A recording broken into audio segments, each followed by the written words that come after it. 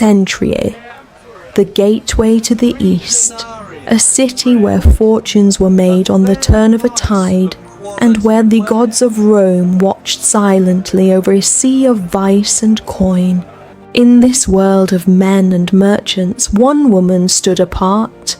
They called her a prostatis, a patron, a protector, a leader. Her name was Phebe. She did not hoard her wealth for luxury. While others built temples to Poseidon, Phebe was building a different kind of kingdom.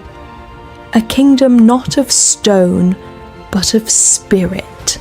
But her greatest transaction would not be for gold or silver. It would be for a simple scroll. A letter written by a man named Paul. A letter addressed to the believers in Rome. The journey would be long. The seas would be treacherous. But the message she carried was fire. They told her the sea would swallow her whole. They told her the Roman Empire had eyes on every wave. But Phebe wasn't just a traveler. She was a guardian of a secret that would outlive the emperors.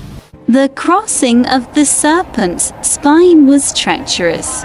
Every creak of the ship felt like a footstep of a Roman soldier. The crew whispered. They saw the way she held that scroll like it was her very breath.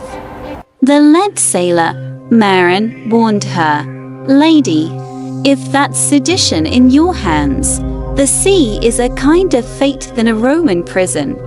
Phebe didn't flinch. She told him, "You see ink and parchment. I see a map to freedom. You can sink the messenger, Marin. But the truth knows how to swim." But as the sun dipped below the horizon, a silhouette appeared. A Roman galley, fast, armed, and heading straight for them. The storm didn't kill them, but the Empire might.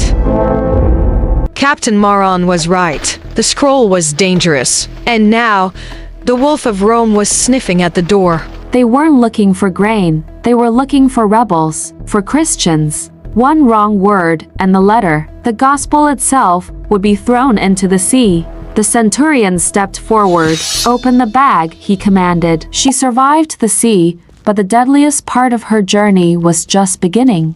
130 miles on foot, straight down the infamous Appian Way. Thieves waited in the hills and Roman patrols watched every single crossroad.